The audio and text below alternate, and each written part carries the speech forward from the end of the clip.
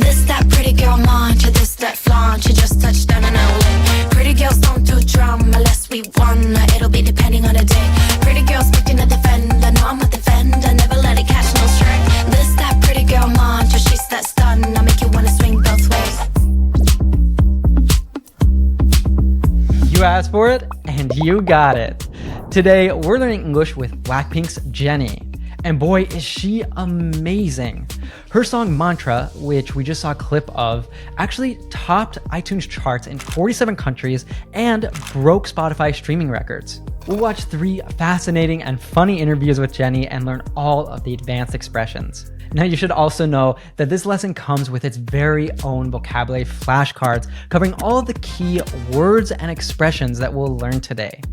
Practicing with these daily is the easiest way for you to remember these new words forever and go from sounding like an English learner to an advanced English speaker. So if that sounds interesting for you, then I want to invite you to click that link down in the description below to get our app and start your vocabulary practice for free. Now let's watch the first interview where Jennie tells Sean Evans about the inspiration that she took from Shakespeare's play, As You Like It, when producing her solo album.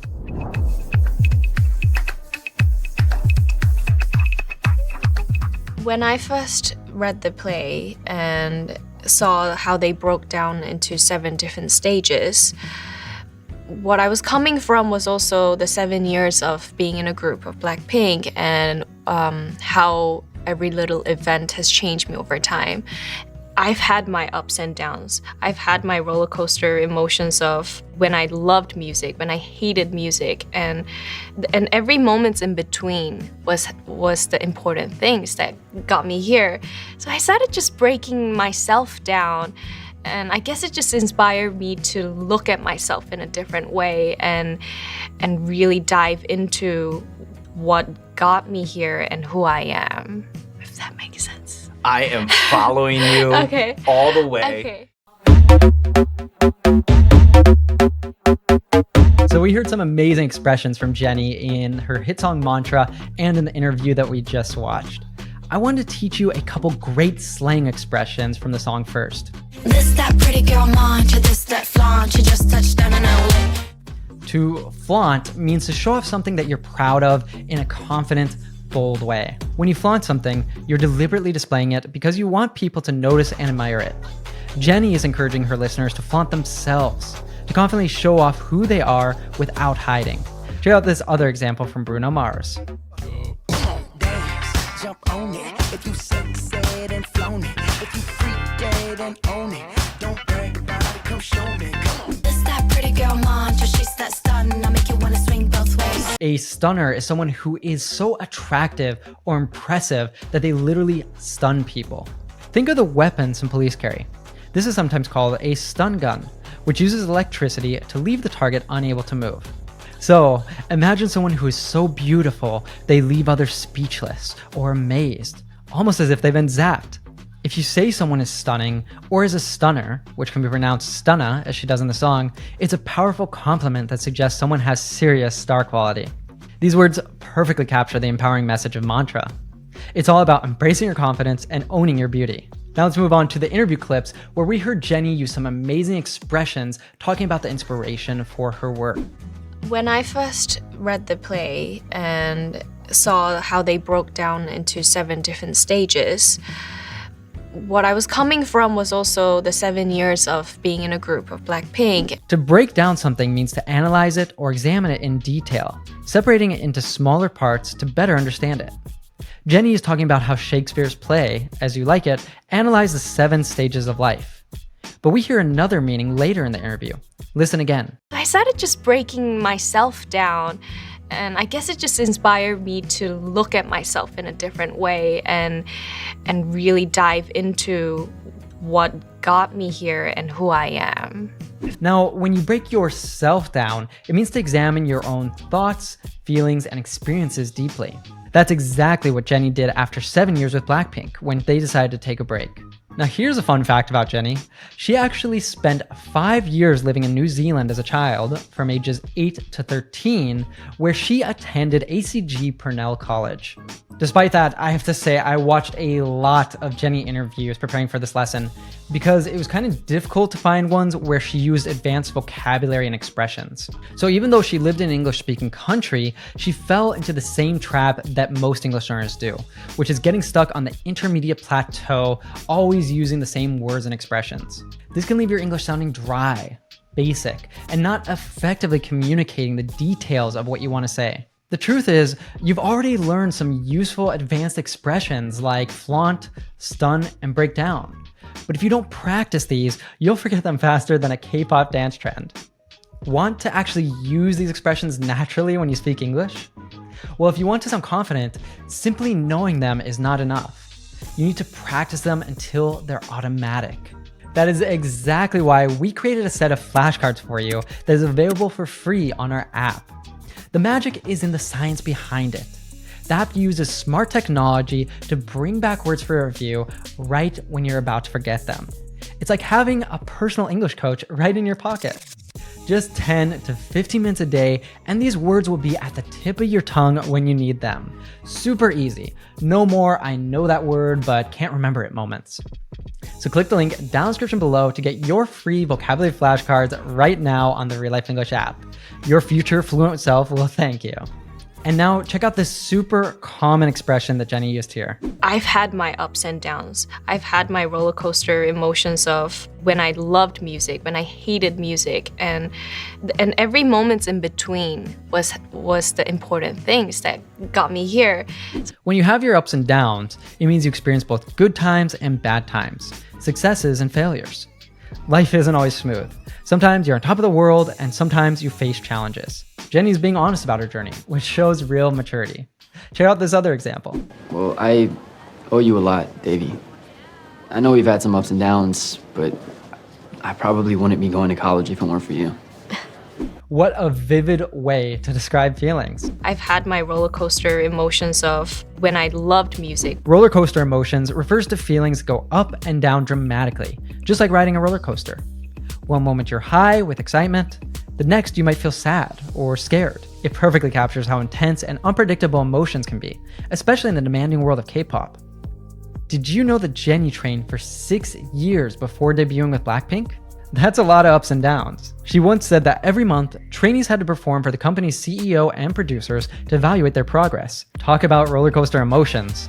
Next, let's check out some of Jennie's mastery of connected speech.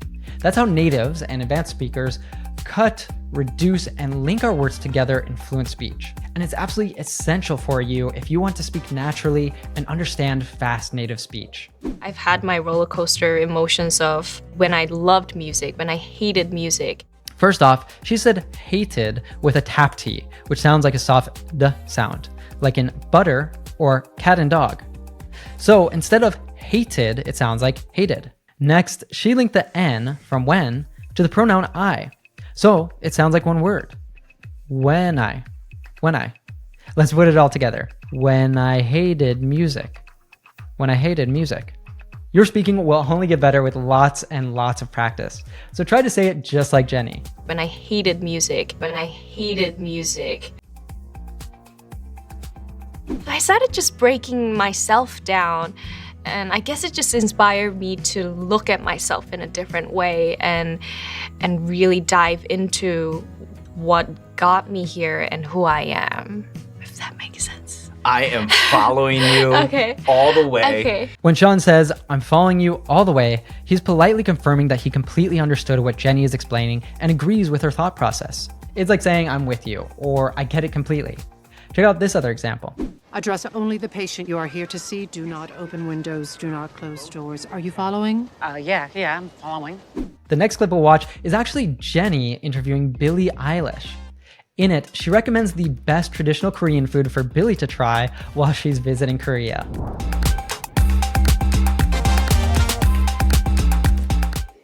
Did you get to try any Korean food, or was there any Korean food that you've tried before that you liked maybe? I need like some recommendations. I feel like I want to have like true good ass Korean food. So, to my vegan friends, what I like to recommend is bibimbap, because it could be made with all sorts of vegetable of your choice, and it doesn't obviously have meaning. But if you get any time, I would like to recommend you some bibimbap. Please, please. I'm so in. Whoa, Billy dropped some really casual slang here. Watch again. I need like some recommendations. I feel like I want to have like true good ass Korean food. When you put ass after an adjective like this, it's an intensifier. It makes the adjective stronger. So good ass is a creative way to say really good. But if you want to be more formal, you'd better say excellent instead.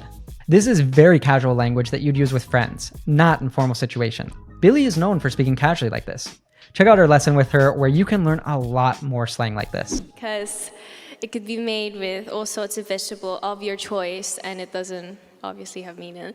Obviously is such a useful word that natives use a ton. It means clearly or of course, something that should be easy to understand or expect. When Jennie says bibimbap obviously doesn't have meat, she's pointing out that she clearly would not recommend any dish that did, because Billy is a vegan. Here's a quick pronunciation tip. Notice how Jennie says obviously.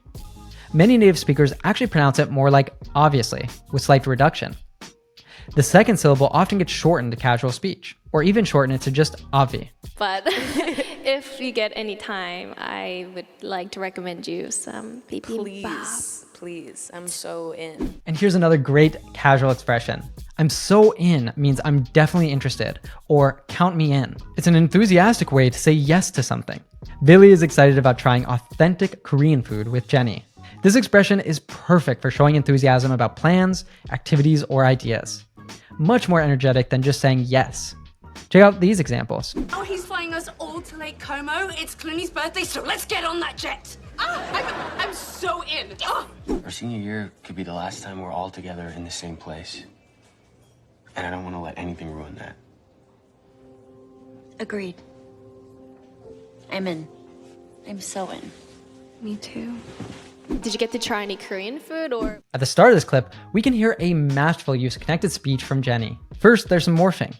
When we have a D followed by a Y sound, it often morphs into a J sound. We don't say did you, but did you. When we have a T or D followed by another T or D, we usually will just say one of them. So get to becomes get to. Let's put it all together. Did you get to? Did you get to? Listen to Jennie again and try to pronounce this phrase just like her. Did you get to try any Korean food or? Did you get to try any Korean food or? Finally, let's take a look at this hilarious conversation from Jennie's chicken shop date with Amelia de Moldenberg.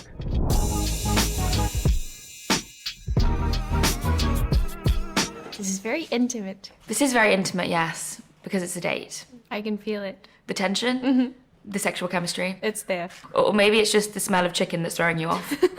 I've never really had any pets apart from a hamster. Have you ever had a hamster? I currently have a hamster. You have a hamster? I do have a hamster. What? Is the hamster here? Unfortunately not. What's the hamster called? Baddie. She's a baddie? Yeah, I had to name her Baddie. She just sort of like posting thirst traps the whole time? She basically just runs on the wheels all day. What made you want to get a hamster? Companionship. Oh yeah, they're really known for being great companions, aren't they, hamsters? The start of this interview absolutely cracks me up. The tension, the sexual chemistry. It's there. Amelia starts off using Jennie's introverted personality to create some humorous awkwardness. So tension refers to a feeling of stress, nervousness, or anticipation in the air between people. It's like an invisible force that makes a situation feel charged or uncomfortable. In this case, they're playfully talking about romantic tension during their date. Sexual chemistry describes the natural romantic or physical attraction between two people. When there's chemistry, people feel drawn to each other in a romantic way. Amelia's just joking around here. It's all part of the playful format of chicken shop date. Or maybe it's just the smell of chicken that's throwing you off. Now this is clever. To throw someone off means to confuse them, distract them, or make them feel uncomfortable or uncertain. For example, Jennie might be thrown off while performing if she didn't sleep enough. She would not be able to bring her normal skill and talent to her dancing and singing because sleepiness is throwing her off. I can do the evolution of Dance Dance. That sounds good. Do you need some music? No, actually, music would just throw me off. I need complete silence, okay?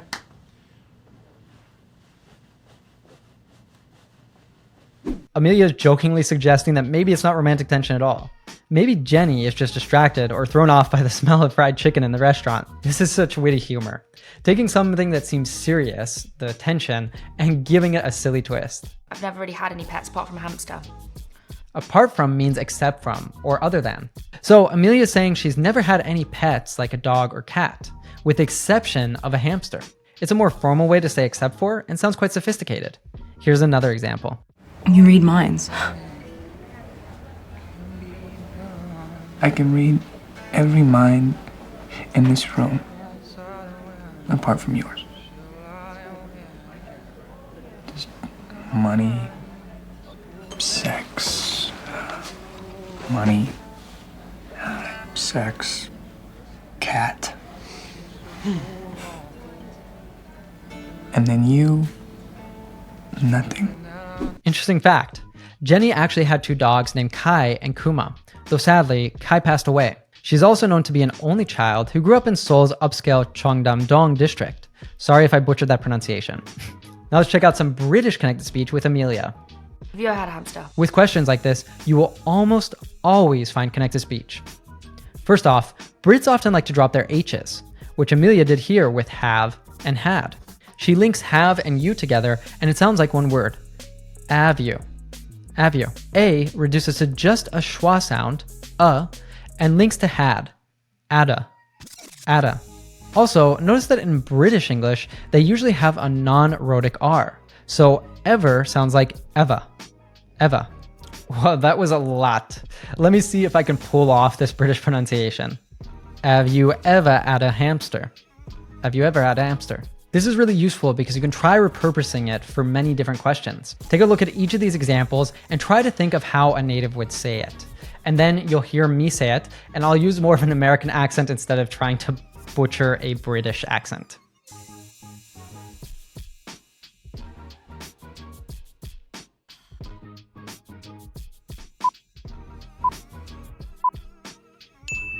Have you ever had a pet?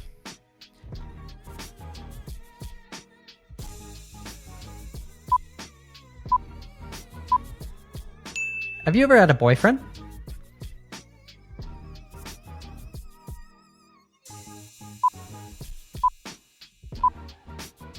Have you ever had a heart attack? Now improve your fluency. Listen to Amelia say these with actual correct British pronunciation and try to say it just like her. Have you ever had a hamster? Have you ever had a hamster? What's the hamster called? Baddie. She's a baddie? Yeah. This is the British way to ask someone's name or the name of something. Instead of what's the hamster's name, they say what's the hamster called. Both are correct, but called is more common in British English. In modern slang, a baddie refers to an attractive, confident woman who knows her worth. It's actually a compliment. Calling someone a baddie means they're stylish, fierce, and empowered. It's interesting that Jennie chose this name for her hamster. Very on brand for someone who's known as a fashion icon. She just sort of like posting thirst traps the whole time. This is hilarious. A thirst trap is a social media post, usually a photo, that's designed to attract attention and compliments, typically featuring someone looking attractive. We'd imagine a woman who is a baddie doing this on her Instagram. Amelia is jokingly asking if the hamster is constantly showing off and trying to get attention, like posting attractive photos on Instagram. It's such a funny way to talk about a hamster's behavior, comparing it to social media culture. What made you want to get a hamster? Companionship. This is a beautiful, more formal word that means friendship and the comfort of having someone, or in this case a pet, to spend time with. Jennie wanted a hamster for the emotional support and connection that comes from having a companion. However, Amelia playfully teases Jennie, saying they're really known for being great companions. Oh yeah, they're really known for being great companions, aren't they, hamsters? If you pay attention to her tone, you can tell it's sarcasm. What she really means is that Jennie could have chosen a better pet if she's looking for a companion. All right, let's wrap up this scene with a final bit of connected speech. What made you want to get a hamster? So again, we have a super reduced question. In American and many variants of British English, we use a glottal T in what. We cut the sound off at the back of the throat. So not what, but what. What. We have some fantastic sound morphing with made you. When we encounter a D and Y together, they often become a J sound. So instead of made you, we hear made you. You probably know that want to often becomes wanna, which happens here. And finally, we have another glottal T in get, and it links to a. Get a. Amazing job. That was another phrase packed with connected speech. Let's put it together. What made you wanna get a hamster? What made you wanna get a hamster? Again, try repurposing this question with connected speech.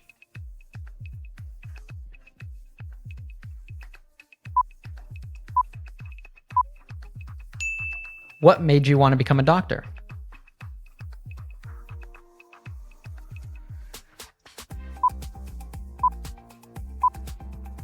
What made you want to move to the USA?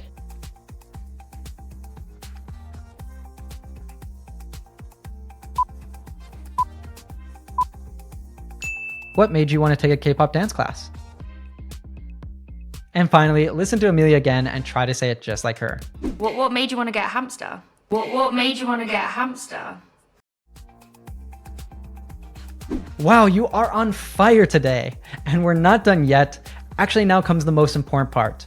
You're going to watch all the interview clips again without subtitles to test your comprehension after all that hard studying. And let's make it a bit harder, why don't we? I'm gonna ask you some quiz questions along the way. Let's go.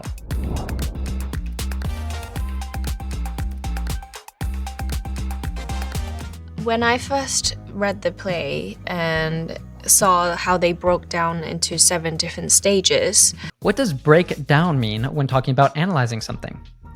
To destroy completely? To examine in detail by separating into parts? To become emotional?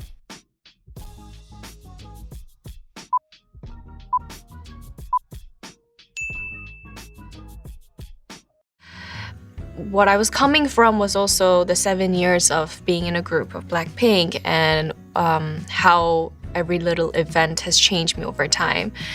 Fill in the blank.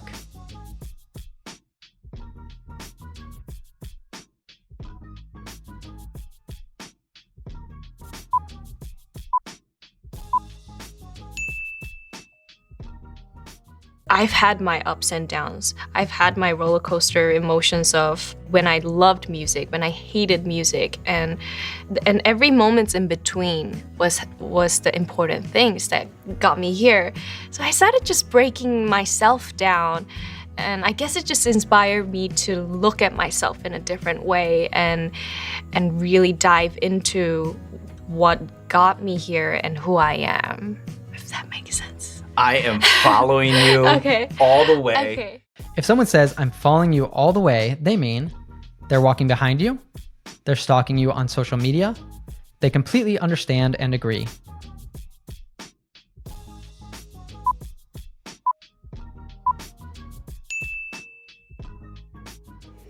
Did you get to try any Korean food, or was there any Korean food that you've tried before that you liked maybe? I need like some recommendations. I feel like I want to have like true good ass Korean food.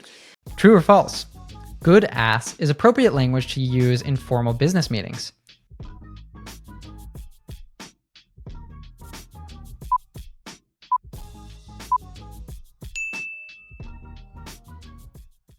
So, to my vegan friends, what I like to recommend is bibimbap, because it could be made with all sorts of vegetable of your choice, and it doesn't obviously have meat in it. But if you get any time, I would like to recommend you some bibimbap. Please, I'm so in. Give an example of when you might say, I'm so in your own life.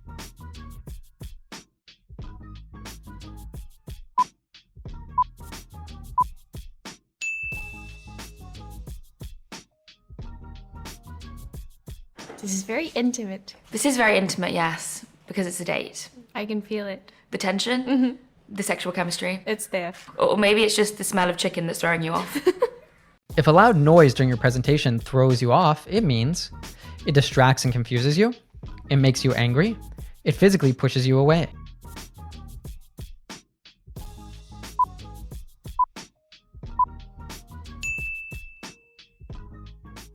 I've never really had any pets apart from a hamster.